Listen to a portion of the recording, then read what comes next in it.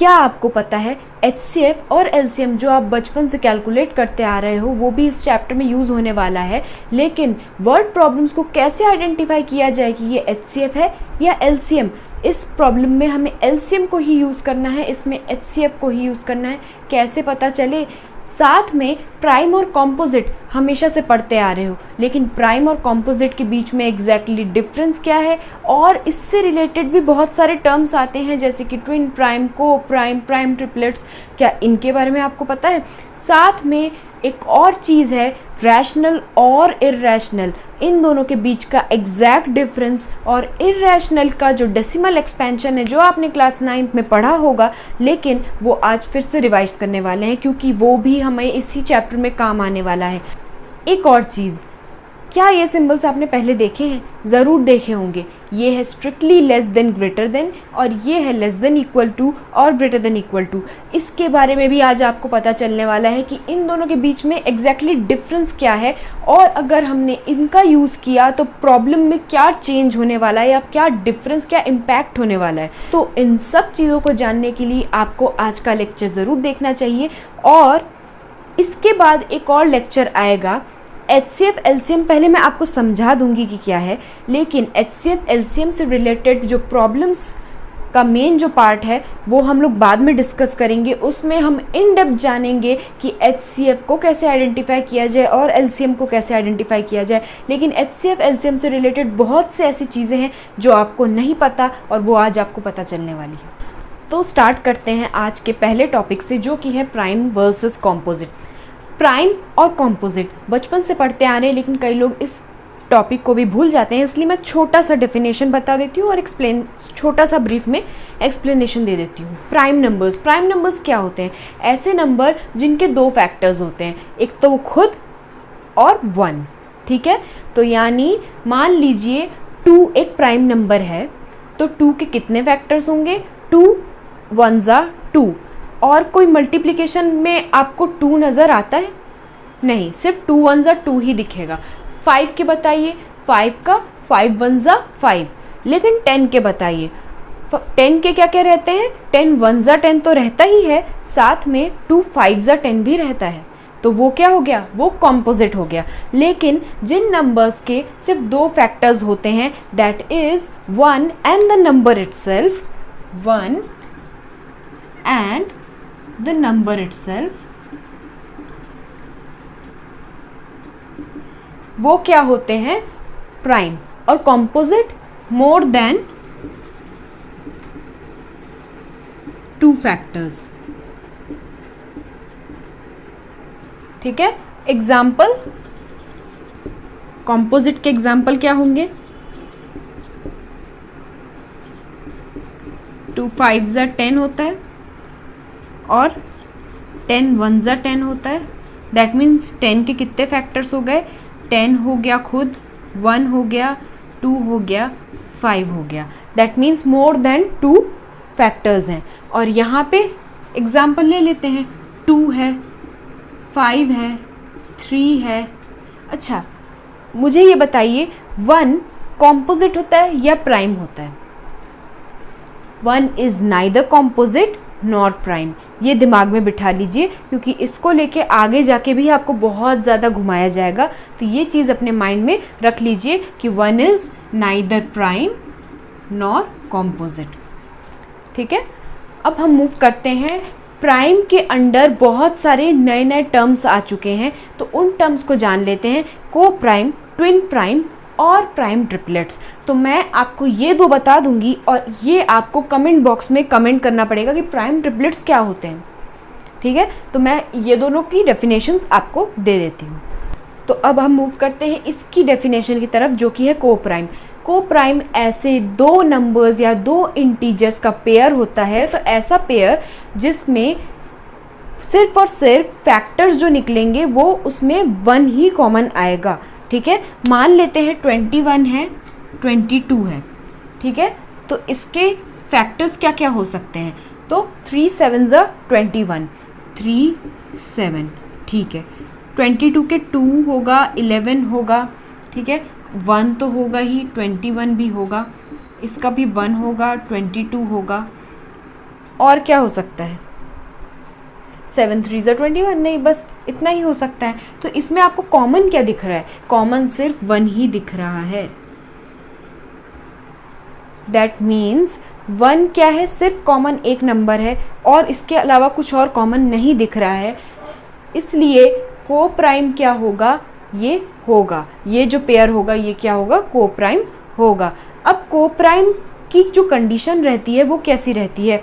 ऐसे नंबर्स या इंटीजर्स, इधर पे नेगेटिव भी आ सकता है, इंटीजर है ना, तो नेगेटिव भी आ सकता है। तो ऐसे नंबर्स या इंटीजर्स जिनमें फैक्टर्स निकाले जाए और 1 ही कॉमन आए तो उसे कहा जाता है को प्राइम। अब ट्विन प्राइम क्या होता है? ट्विन प्राइम होते हैं ऐसे दो नंबर्स जिनके बीच में एक कॉम्पोजिट नंबर आता हो, यानी ऐसे दो प्राइम नंबर्स जिनके बीच में एक कॉम्पोजिट टांग अड़ाता हो, ऐसे दो ट्विन्स जिनके बीच में एक कॉम्पोजिट आ जाता हो, दो ट्विन प्राइम नंबर्स के बीच में एक कॉम्पोजिट। ठीक है, देखते हैं, ये भी प्राइम नंबर है, ये भी प्राइम नंबर है, ये। तो अब हम इसमें क्या देखने वाले हैं कि ट्विन प्राइम कौन कौन से हैं। देखो 2 और 4 एक कॉम्पोजिट है, 2 एक प्राइम है, नहीं ऐसा नहीं होगा। 3 और 5 ये दोनों प्राइम है और ये क्या है? कॉम्पोजिट, यानी दो प्राइम के बीच में एक कॉम्पोजिट आ गया। अब यहाँ पे 7 नहीं, ये सब कॉम्पोजिट है तो यहाँ पे नहीं हो सकता, लेकिन यहाँ पे हो सकता है। ये दो प्राइम है और ये एक कॉम्पोजिट, यानी 5 और 7 का पेयर ले सकते हैं या फिर 3 और 5 का पेयर ले सकते हैं। ये दोनों क्या हो जाएंगे? Twin primes.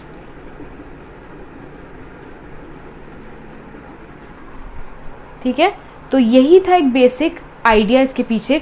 और एक तरीके से आप याद रख सकते हो ट्विन प्राइम को, क्योंकि जब नंबर्स बड़े हो जाते हैं तब ट्विन प्राइम को कैसे याद रखा जाए। कोई भी दो नंबर्स का जो सब्ट्रैक्शन करोगे, डिफरेंस निकालोगे, वो डिफरेंस क्या आना चाहिए? 2। चेक करते हैं, 5 में से 3 माइनस किया, 2 आ रहा है, करेक्ट। अब यहाँ पे 7 में से 5 को माइनस करते हैं, 2, यानी कि डिफरेंस 2 आ जाए तो भी वो ट्विन प्राइम है, या फिर एक एक नंबर का गैप होगा और उस गैप में कॉम्पोजिट आ जाए तो भी वो ट्विन प्राइम है। तो अभी आपको बस यही चीज़ याद रखनी है। और ट्विन प्राइम मैंने बता दिया, को प्राइम मैंने आपको बता दिया, लेकिन आपको ये वाला जो है ये मुझे नहीं पता, मुझे पता है लेकिन मैं आपको नहीं बता रही हूँ। तो प्राइम ट्रिपलेट्स क्या होते हैं ये मुझे कमेंट सेक्शन में बताइए। आई वांट प्राइम ट्रिपलेट्स का डेफिनेशन, और थोड़ा सा एग्जाम्पल वगैरह होगा, एक्सप्लेन ज़्यादा अच्छे से किया होगा तो आपका कमेंट हाईलाइट में आएगा। फैक्टर्स और मल्टीपल बचपन से पढ़ते आ रहे हैं, बहुत ज़्यादा इसके बारे में नॉलेज है सबको, फैक्टर्स क्या होते हैं सबको पता है, लेकिन मल्टीपल्स और फैक्टर्स में डिफरेंस क्या होता है ये कई लोगों को नहीं पता, जिसकी वजह से मैं इस चीज़ को फिर से एक बार रिवाइज़ करवा देती हूँ। मैं वैसी टीचर नहीं हूँ कि आप अगर पूछो मैम प्लीज़ एक बार फिर से रिवाइज़ करा दीजिए और वो बोलेंगे कि नहीं इस क्लास में ये रिवीजन नहीं होगा क्योंकि मेरे पास टाइम नहीं है। मेरे पास बहुत टाइम है और मैं ये सब कंसेप्ट्स बार बार आपके लिए रिपीट कर सकती हूँ जितनी बार आप चाहो। ठीक है, तो फैक्टर्स और मल्टीपल्स क्या है? फैक्टर्स ऐसे नंबर हैं जिनको मल्टीप्लाई करने पे एक नंबर बनता है। ठीक है, तो ये एक एग्जाम्पल लेती हूँ, इससे आपको मल्टीपल भी समझ में आ जाएगा और फैक्टर भी समझ में आ जाएगा। यहाँ पे फैक्टर्स क्या हैं? ऐसे नंबर हैं जिनको मल्टीप्लाई करने पे हमें एक नंबर मिलता है। फैक्टर्स ये हुए। तो मल्टीपल्स क्या हुए? मल्टीपल एक ऐसा नंबर है जो किसी नंबर को मल्टीप्लाई करने पे, एक किसी नंबर को मान लीजिए उसको इंटीजर से मल्टीप्लाई किया तो आपको मिलता है मल्टीपल। अब मुझे बोला गया है कि 2 का 5th मल्टीपल फाइंड करो, तो मैंने कैसे फाइंड किया? 2 का 5th मल्टीपल ये है 10, तो इसे कहा जाएगा मल्टीपल।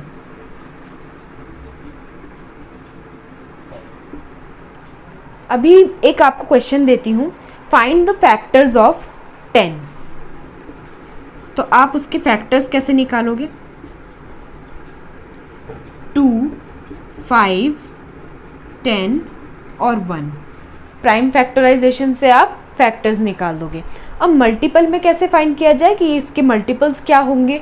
10 के मल्टीपल्स अगर हमें लिखने हैं तो 10 के मल्टीपल्स कैसे फाइंड करते हो आप। सिंपल मल्टीप्लिकेशन की टेबल लगाते हो। 10 1 ज़ा 10, 10 2 ज़ा 20, 30, 40, 50। दैट मीन्स मल्टीपल्स क्या है, multiplication of two numbers which give a product, यानी वो प्रोडक्ट क्या हुआ, मल्टीपल हुआ। लेकिन जो दो नंबर्स को मल्टीप्लाई किया वो क्या है, फैक्टर्स। तो ये जो लेक्चर है ये अगर एक 6th 7th 8th 9th का भी बच्चा देख रहा है तो उसके भी काम आने वाला है, क्योंकि ये बेसिक्स तो है और बेसिक्स सबके काम आता है। तो आपके भाई बहन अगर छोटी क्लास में है तो उनको भी ये वीडियो फॉरवर्ड कर दो ताकि वो भी देखे और थोड़ा समझे फैक्टर्स क्या होते हैं, मल्टीपल क्या होते हैं। क्योंकि मेरे हिसाब से डेफिनेशन रटना इंपॉर्टेंट नहीं है, कंसेप्ट दिमाग में बिठाना ज़्यादा इंपॉर्टेंट है। डेफिनेशन अभी भी आपके कितने काम आ रही है आपको पता ही है, लेकिन डेफिनेशंस को दिमाग में बिठा लेना किसी एक एग्जाम्पल के फॉर्म में वो ज़्यादा काम का रहता है। जैसे कि 2 5 ज़ा 10, ये दिमाग में रख लोगे ना, फैक्टर मल्टीपल पे कभी प्रॉब्लम ही नहीं जाएगा। 2 into 5 gives a number 10, that means 2 factors when multiplied gives a multiple. ठीक है, तो दो नंबर जब मल्टीप्लाई करते हैं तो एक प्रोडक्ट मिलता है और वो दो नंबर क्या होते हैं, वो फैक्टर्स होते हैं।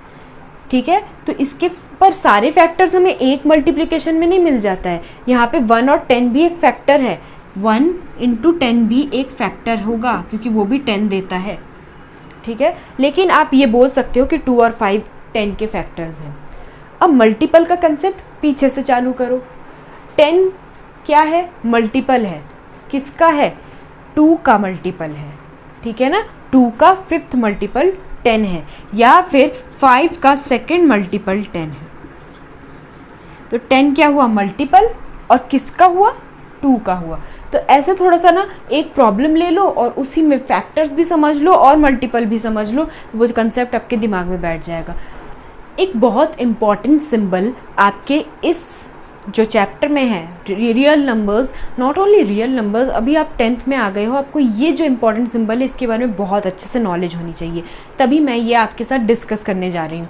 ठीक है, ये है स्ट्रिक्टली लेस देन नहीं, strictly less then, strictly less then का साइन, और ये है लेस देन और इक्वल टू का साइन। तो ये जो साइंस है, ये जो सिंबल्स हैं, इसका कुछ एक मतलब होता है, हर एक सिंबल का एक डिफरेंट मतलब होता है।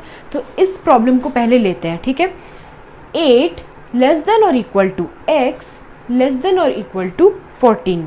ठीक है, तो यहाँ पे इस प्रॉब्लम में आपको एक चीज़ ध्यान से देखनी है। मान लीजिए ये x है, अगर x की तरफ इसने मुंह खोल के रखा है, दैट मीन्स x क्या हुआ, बड़ा हुआ, और ये वाला क्या हुआ, छोटा हुआ। अब ये इक्वल टू का जो साइन है और इक्वल टू का जो साइन है, ये क्या शो करता है कि 8 जो है वो x से छोटा है या फिर इक्वल भी हो सकता है, और है इसलिए या फिर बोला। लेकिन यहाँ पे मीनिंग क्या होने वाला है कि 8 को भी हमें इंक्लूड करना है, 8 से बड़ा है और 8 तक पूरा लेना है हमको, दैट मीन्स 8 को भी इंक्लूड करके चलना है। अब यहाँ पे ये देखो, x इज लेस देन 14, यानी x जो है 14 से छोटा है, लेकिन ये इक्वल टू का साइन आ गया, दैट मीन्स इट शोज कि x में 14 भी आएगा। ये जो इक्वल टू है ना, ये 14 को वैलिडेट कर रहा है, कि बोल रहा है कि ये 14 भी मेरे साथ रहेगा। ये इक्वल टू इसीलिए आया है। यहाँ पे और बोलते हैं ना तो कई लोग कंफ्यूज होते हैं, लेस देन और इक्वल टू, लेस देन भी है और बोल रहे हैं, that means we have to select any one. नहीं, हमें दोनों को लेना है। अगर यहाँ पे और सुन के आपको कंफ्यूजन लग रहा है, बोलते वक्त हमेशा और बोलो, लेकिन दिमाग में रखो एंड। लेस देन भी है और की जगह आपको एंड लगा देना है, एंड इक्वल टू भी है। तो आपके दिमाग में वो चीज़ बैठ जाएगी। यहाँ पे बोलते वक्त आप और बोलो, लिखते वक्त आप और ही लिखो, लेकिन जब आप इसको बोलोगे, अपने दिमाग में बोलोगे, तब आप उसको एंड बोलो, ताकि आपके दिमाग में रहे ये लेस देन भी है और इक्वल टू का साइन भी है, जिसकी वजह से 14 भी इंक्लूड होगा और 8 भी इंक्लूड होगा और इसके बीच के सारे नंबर्स इंक्लूड होंगे। x क्या है? x एक ऐसी वैल्यू है जो 8 से स्टार्ट होके 14 तक जाने वाली है। 8, 9, 10, 11, 12, 13 एंड 14 इटसेल्फ। 8 और 14 दोनों इंक्लूडेड हैं, ठीक है। तो ये अच्छे से समझ लिया आपने। अब इसको समझते हैं। 8 और 14 और ये जो आ गया ये है strictly less than. That means 8 जो x है वो स्ट्रिक्टली ग्रेटर देन है 8 से, यानी 8 से वो स्ट्रिक्टली ग्रेटर देन है, यानी 8 नहीं आएगा, ठीक है। तो यहाँ पे क्या आएगा? 8 से बड़ा है वो, तो 8 से इसमें बड़ा क्या होने वाला है? 9, फिर 10, फिर 11, फिर 12, फिर 13, ठीक है। अब 14 को लेना है कि नहीं देखते हैं। Less then, strictly less then, यानी x जो है वो स्ट्रिक्टली लेस देन 14 है। We can't take the 14 itself, ठीक है। स्ट्रिक्टली लेस देन यानी एकदम कम है वो 14 से, तो 14 यहाँ पे हम नहीं ले सकते और 8 को हम यहाँ पे नहीं ले सकते। इसके बीच का जो नंबर है वो पूरा आएगा। दैट मीन्स कि ये जो लेस देन और इक्वल टू है और जो स्ट्रिक्टली लेस देन है, इन दोनों में बड़ा मेजर डिफरेंस है जो आप मिस आउट कर जाते हो। आप इन दोनों को मिक्स कर देते हो या फिर आप कुछ डिफरेंट ही आंसर्स बताते हो। तो ये चीज़ अपने दिमाग में रखो। और इन दोनों को मिक्स करके भी एक प्रॉब्लम देती हूँ मैं आपको। 8 less than equal to x less than 14, ठीक है। तो ये जो लेस देन इक्वल टू का साइन आया है दैट मीन्स इक्वल टू आया है और x क्या है? बड़ा है। किससे बड़ा है? 8 से बड़ा है और साथ में 8 भी है, क्योंकि ये इक्वल टू क्या बोल रहा है? मुझे भी इंक्लूड करो। तो 8 से बड़ा है ना, 9, 10, 11, 12, 13, 14 को लेना है कि नहीं देखते हैं। यहाँ पे इक्वल टू है क्या? तो ये क्या बोल रहा है? Strictly less than. That means we don't want you. 14 नहीं आएगा, सिर्फ 13 तक ही आएगा। ये चीज़ दिमाग में रख लो। अब आपको आगे अगर कुछ ऐसा आ भी गया सिंबल तो अब परेशानी नहीं होने वाली है। क्लास 11th में सेट्स चैप्टर आता है, वहाँ पे भी इसका बहुत इंपॉर्टेंट यूज़ है। तो अब देख लेते हैं हम HCF versus LCM। HCF is highest common factor where highest possible factor which divides both the numbers exactly। यानी जो दो नंबर हमने ले रखे हैं HCF निकालने के लिए, उन दोनों नंबर को एक पर्टिकुलर फैक्टर जो हाईएस्ट फैक्टर है, क्योंकि इसमें कितने सारे भी फैक्टर्स हो सकते हैं, जो हाईएस्ट वाला फैक्टर रहेगा ना दोनों का कॉमन, वो उन दोनों को डिवाइड करता है, उसे ही हम कहते हैं HCF, highest common factor. Example ले लेते हैं और अच्छे समझ में आ जाएगा। 12 और 24, 12 के ये फैक्टर्स हैं और 24 के ये फैक्टर्स हैं, मैंने प्राइम फैक्टराइजेशन से निकाल लिया है। अब इन दोनों में कॉमन क्या क्या है वो निकाल लेते हैं। तो 2 कॉमन है, 3 कॉमन है, 2 कॉमन है, ऐसे मैंने निकाल लिया। अब जो कॉमन रहता है उसमें से एक बाहर आता है, यहाँ से भी एक बाहर आएगा और यहाँ से भी एक। 2 × 3 × 2 मल्टीप्लाई करो 12, यानी 12 और 24 का हाईएस्ट पॉसिबल जो कॉमन फैक्टर है वो है 12।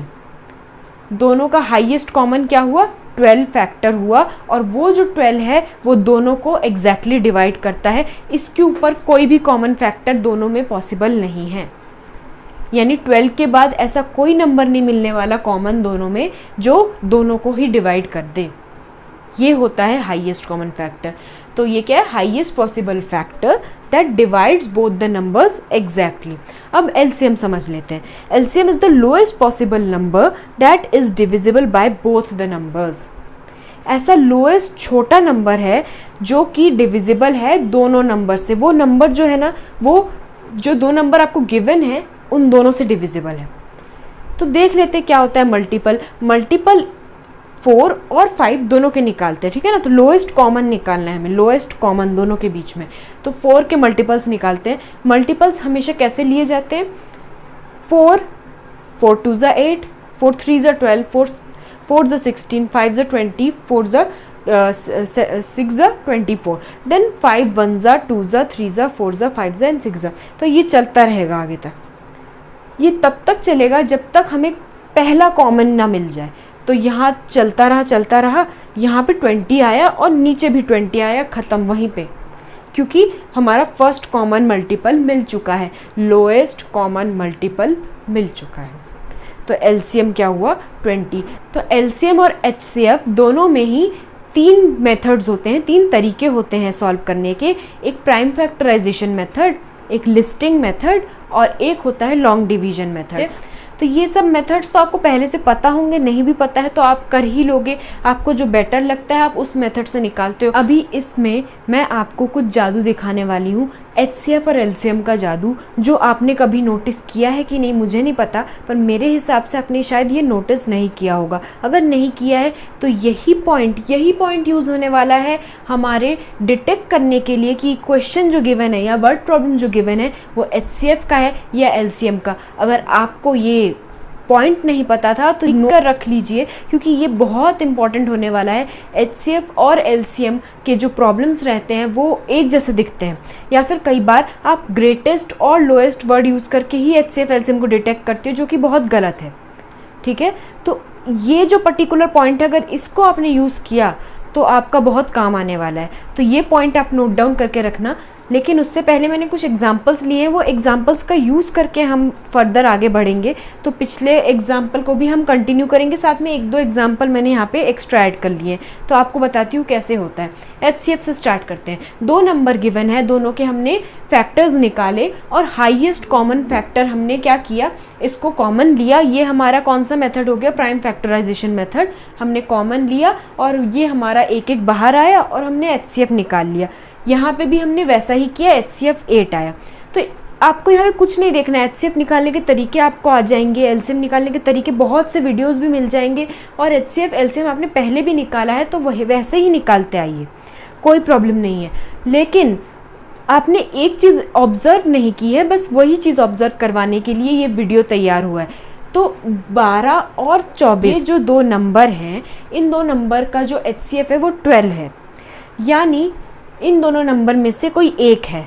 ठीक है, तो इसका एचसीएफ हमारा 12 आया, ये वाला। चलो ठीक है, नेक्स्ट एक और नंबर लेते हैं 24 और 32।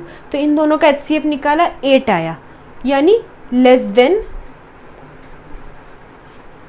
8 is less than 24 and 32। 12 is equal to 12 but less than 24। तो इससे ऐसे आप क्वेश्चंस लेते जाओ, एग्जांपल्स लेते जाओ डिफरेंट, आप कभी भी ये नहीं पाओगे कि दोनों के दोनों नंबर को एक्सीड करके बाहर चला गया है एचसीएफ। एचसीएफ या तो ज़्यादा से ज़्यादा आके आपके एक नंबर पे रुक जाएगा, मैक्सिमम ये जो छोटा वाला नंबर रहता है ना, इसी पे आके रुक जाता है।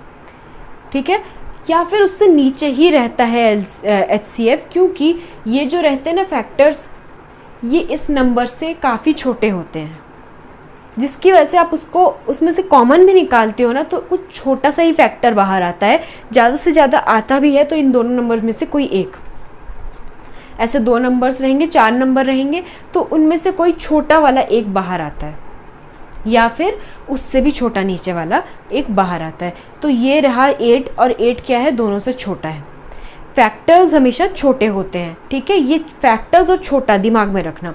मल्टीपल्स आप देख रहे हो, 4 है, 8 है, 12 है, 16, यानी बढ़ते चले जा रहे हैं। तो यहाँ पे क्या होगा, यहाँ पे मल्टीपल्स बढ़ते चले जा रहे हैं, यानी ऑब्वियस है कि उसमें से हमने एक लोएस्ट कॉमन मल्टीपल निकाला, एक छोटा मल्टीपल निकाला। तो जो भी मल्टीपल हो, पहला मल्टीपल ही आप देख लो, सेम वाला मल्टीपल आया, फिर दूसरा 8 और 10 बड़ा आया, फिर और बड़ा आया, फिर और बड़ा आया। यानी अगर मान लो ये वाले अगर आपके कॉमन आ गए, यहीं पे अगर आपका कॉमन आ गया तो क्या होगा, वो या तो सेम रहेगा, कोई एक नंबर से मैच करेगा, या फिर बड़ा ही आएगा। यानी मल्टीपल्स हमेशा इंक्रीजिंग ऑर्डर में रहते हैं और ये डिक्रीजिंग ऑर्डर में रहते हैं। तो ये चीज़ दिमाग में रख लो कि या तो ये नंबर ही, इनमें से कोई एक नंबर आता है एचसीएफ और इनमें से कोई एक नंबर आता है एलसीएम, या फिर HCF कोई छोटा ही नंबर आएगा, इन दोनों से छोटा ही आएगा, या फिर LCM इन दोनों से बड़ा ही आएगा। आई होप आपको ये तो समझ में आ गया होगा कि HCF और LCM में मेजर डिफरेंस वो नहीं है, उनकी डेफिनेशन भी नहीं है। मेजर डिफरेंस ये है कि इसमें या तो नंबर वो सेम आ सकता है या फिर उससे छोटा ही आएगा, बड़ा कभी भी नहीं आएगा। इन दोनों से बड़ा कभी भी नहीं आएगा और इन दोनों से छोटा कभी भी इसमें आंसर नहीं आएगा। या तो इनमें से कोई एक सेम आ सकता है LCM, या फिर बड़ा ही आएगा। मान लो यहाँ पे 4 है, यहाँ पे 4 है, चलो यहीं पे लीस्ट कॉमन मल्टीपल मिल गया, तो इनमें से एक आंसर आ गया 4 या 5। यहाँ पे मान लो कोई एक नंबर है वो कॉमन आ गया, चलो यहाँ पे कॉमन आ गया 12, तो ठीक है, एक नंबर 12 आ गया, ठीक है। लेकिन यहाँ पे 32, 72 ऐसे आंसर्स कभी नहीं आएंगे, और इसमें 4, 5 है तो इससे बड़ा ही आंसर आएगा, इससे छोटा नहीं आएगा, 3, 2, 1 नहीं आएगा, ठीक है। तो ये चीज़ अपने दिमाग में रखो और इस पॉइंट को ही यूज़ करके हम वर्ड प्रॉब्लम सॉल्व करेंगे। तो वर्ड प्रॉब्लम से जस्ट पहले एक वीडियो आएगा HCF और LCM के क्वेश्चंस डिटेक्ट कैसे किए जाएं, कि ये HCF का है कि LCM का है, how to detect HCF and LCM in the word problems. तो ये क्वेश्चन, ये वाला जो वीडियो आने वाला है, तो इसको अच्छे से देखना, इस वीडियो को बहुत अच्छे से देखना, उसके बाद ही आप HCF LCM के प्रॉब्लम सॉल्व करना। रैशनल और इरेशनल, ये जो टॉपिक है ये आप पहले पढ़ चुके हो, इसलिए मैं मान के चलती हूँ कि ये आपको आता होगा, लेकिन नहीं आता तो अभी एक रिविजन करवा देती हूँ। Rational number are those numbers which can be written in the form of P/Q and where Q is not equals to 0, ठीक है। और ये P और Q क्या होने चाहिए, ये दोनों होने चाहिए इंटीजर्स। तो इतनी है इसकी डेफिनेशन कि आप इसको P/Q फॉर्म में लिख सकते हो और डिनोमिनेटर में कभी भी 0 नहीं लिख सकते, न्यूमरेटर में लिख सकते हैं। और P और Q दोनों क्या है, इंटीजर्स हैं। इंटीजर्स में 0 भी इंक्लूड होता है, दैट्स वाई यहाँ पे मेंशन किया गया है कि Q जो है 0 नहीं होगा, दैट मीन्स डिनोमिनेटर 0 नहीं होगा। अब इरेशनल क्या है, उल्टा, यानी जो P/Q फॉर्म में नहीं लिखा जा सकता, that means it can not be denoted in the form of P/Q, ठीक है। यानी हम इसको फ्रैक्शन फॉर्म में नहीं लिख सकते, या हम इसको डेसिमल फॉर्म में ज़रूर लिख सकते हैं, हम इसको डेसिमल फॉर्म में ज़रूर लिख सकते हैं, ठीक है। ये हो गए रैशनल के एग्जाम्पल्स, 9/2, 3/2, 5/3। यानी कोई भी दो इंटीजर्स लेना है, उसको न्यूमरेटर डिनोमिनेटर फॉर्म में लिखना है और P/Q फॉर्म में लिखना है, और नीचे जो है वो 0 नहीं लगा सकते। तो ये हो गया हमारा सिंपल रैशनल, आपको भी आता होगा। अब इरेशनल में आते हैं। इरेशनल में हम प्राइम नंबर्स को स्क्वायर रूट में ले सकते हैं, तो वो इरेशनल होते हैं, 2√5, ठीक है। फिर पाई भी एक इरेशनल नंबर होता है, क्योंकि वो कभी एंड ही नहीं होता है, वो चलता ही रहता है, प्लस वो नॉन रिकरिंग है, यानी वो हर वक्त कोई नया डिजिट लेके और चेंज होता हुआ जाता है, उसका कोई एक पैटर्न नहीं बन रहा है, ठीक है। तो ये हो गया, और भी बहुत कुछ है। तो आपको वो डेसिमल में है, तो मैं आपको डेसिमल वाला पार्ट अलग से समझाती हूँ, डेसिमल एक्सपेंशन वाला पार्ट, किसमें कैसे डेसिमल्स आते हैं, कैसे नहीं आते हैं। तो रैशनल वर्सेस इरेशनल में डेसिमल एक्सपेंशन का भी डिफरेंस बताती हूँ। आ जाते हैं हमारे लास्ट पार्ट में, जो कि है डेसिमल एक्सपेंशन रैशनल और इरेशनल का। तो रैशनल नंबर्स क्या होते हैं, रैशनल नंबर्स ऐसे नंबर होते हैं जो P/Q और Q नॉट इक्वल्स टू 0 होते हैं, लेकिन उसको हम डेसिमल फॉर्म में भी एक्सप्रेस कर सकते हैं। तो डेसिमल फॉर्म में एक्सप्रेस करेंगे तो वो दो तरह के आएंगे, एक तो टर्मिनेटिंग और एक नॉन टर्मिनेटिंग, यानी ऐसे डेसिमल जो टर्मिनेट हो जाए। टर्मिनेट वर्ड का मतलब होता है रुक जाए, तो यहाँ पे देखो रुक गया, 2.5, 3.5, 2.38, 3.672, और उसके बाद कुछ नहीं आएगा लेकिन नॉन टर्मिनेटिंग ऐसे होते हैं जिसमें रिमाइंडर 0 ही नहीं होता, यानी हमेशा कुछ नया रिमाइंडर आता जाता है। और कभी कभी तो ऐसा हो जाता है कि लूप बन जाता है कि फिर से 2 रिमाइंडर आया, फिर से 2 रिमाइंडर आया, फिर से 2 रिमाइंडर आया, यानी एक पर्टिकुलर गैप के बाद फिर से 2 आ रहा, फिर से 2 आ रहा। तो देखो उसमें क्या होता है, उसमें ये होता है 2.53, फिर वापस से 53, फिर वापस से 53, यानी ये चीज़ रुकने नहीं वाली। 1.32, 32, 32, यानी ये भी नहीं रुकने वाली। तो नॉन टर्मिनेटिंग और रिकरिंग, यानी बार बार रिपीटिंग, रिकरिंग या रिपीटिंग, आप दोनों वर्ड्स ही यूज़ कर सकते हो। यहाँ पे मैंने रिपीटिंग लिखा है। तो रिपीटिंग क्या होता है, बार बार रिपीट होना। अब ये तो हो गया हमारा इस साइड का रैशनल का। रैशनल में जो चीज़ें रहती हैं ना वो बहुत सिंप्लीफाइड रहती है, यानी दिमाग को ज़्यादा झंझट नहीं लगता, टर्मिनेटिंग रहता है और नॉन टर्मिनेटिंग में भी रिपीटिंग वाला रहता है, यानी सबसे ईजी वाला। लेकिन प्रॉब्लम कौन देता है? प्रॉब्लम देता है इर्रेशनल। इर्रेशनल ना हर चीज़ को घुमा देता है, यानी वो क्या है? वो है यहाँ पे हमारा डेंजर जोन। तो वो क्या कर रहा है? वो इसको नॉन टर्मिनेटिंग तो है ही है, प्लस नॉन रिपीटिंग भी है, यानी कि पाई की वैल्यू लेके चलते हैं कि वो क्या है, वो टर्मिनेटिंग है या नॉन टर्मिनेटिंग। तो मैंने सॉल्व करना स्टार्ट किया पाई को, 3.14। पाई होता क्या है? 22/7। तो 22/7 को एक्चुअली मैं सॉल्व करना स्टार्ट किया तो 3.14, फिर मैं करती गई 15, फिर मैं करती गई 92, और ये चलता गया प्रोसीजर। और आपको पता है कि पाई की जो वैल्यू है ना, आज भी लोग कैलकुलेट किए जा रहे हैं और हर कोई अपना रिकॉर्ड सेट कर रहा है पाई की वैल्यू कैलकुलेट करने में। दैट मीन्स मतलब होड़ लग गई है उसके पीछे कि पाई की वैल्यू कौन लंबे समय तक कैलकुलेट करता रहेगा, लंबे टाइम तक लंबे नंबर्स निकाल पाएगा। तो ये है हमारा पाई। अब चलते हैं √2 की तरफ। 1.414, 213, फिर 5, फिर डैश डैश डैश, यानी वो चल रहा है। तो जब कभी भी आपको नॉन टर्मिनेटिंग खास करके दिखाना है, यानी वो रुक नहीं रहा है, तो आपको ये डॉट्स लगाने ज़रूरी है। ये डॉट्स मेनली 3 रहते हैं, 3 डॉट्स। ये चीज़ दिमाग में रखो, ये एक did you know fact type का समझ लो। 3 डॉट जो रहते हैं वो डिपिक्ट करते हैं एंड सो ऑन। और उसके बाद आप 4th डॉट नहीं लगा सकते, उसके बाद आपको 3 डॉट का फिर से सेट लगाना पड़ेगा, यानी एक 3 डॉट का जो रहता है वो सेट बनता है। तो and so on and so on and so on. I hope you understood. अब हम नेक्स्ट क्या डिस्कस करने वाले हैं? हम नेक्स्ट डिस्कस करेंगे Euclid's division lemma, Euclid's division algorithm. तो यूक्लिड्स डिवीजन एल्गोरिथम की जो बेस है वो है HCF और LCM।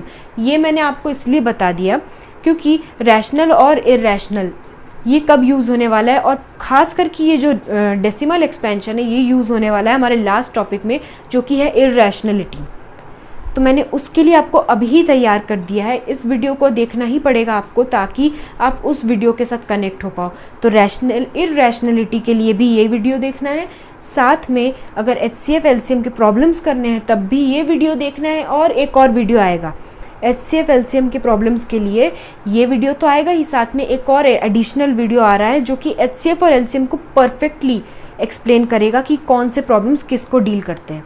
तो वो वाला पार्ट एक आने वाला है, और साथ में उसके लिए भी यही वीडियो देखना है। और साथ में जो यूक्लिड्स डिवीजन लेमा और एल्गोरिथम है उसके लिए भी ये वीडियो देखना ज़रूरी है, क्योंकि इसमें HCF LCM का बेस बताया, फैक्टर्स, मल्टीपल सब बताया गया है।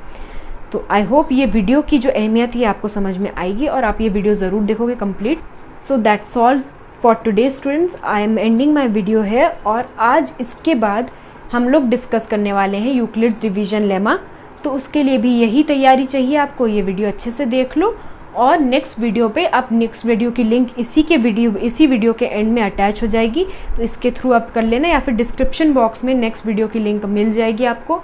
तो नेक्स्ट वीडियो यहीं से आप ज्वाइन कर लेना। Don't forget to subscribe my channel mathematics unleashed, क्योंकि इस चैनल के थ्रू ही आपको स्टेप बाय स्टेप हर एक चीज़ का नॉलेज मिलेगा। और मेरा चैनल कंसेप्ट बहुत अच्छे से फोकस करता है, तो कंसेप्ट में आपको कहीं कमी नहीं मिलेगी। और क्वेश्चन आंसर्स तो मैं कराऊंगी ही, एक एक क्वेश्चन आपको, एक एक क्वेश्चन का पैटर्न और उसका कंसेप्ट मैं डिस्कस करूंगी। नहीं तो आप मेरे साथ कनेक्टेड रहो, और मेरे चैनल को ट्यून इन रखने के लिए मेरे चैनल को सब्सक्राइब कीजिए, क्योंकि सब्सक्राइब किए बिना आपको इसके रेगुलर नोटिफिकेशंस नहीं मिलेंगे। तो you have to subscribe that.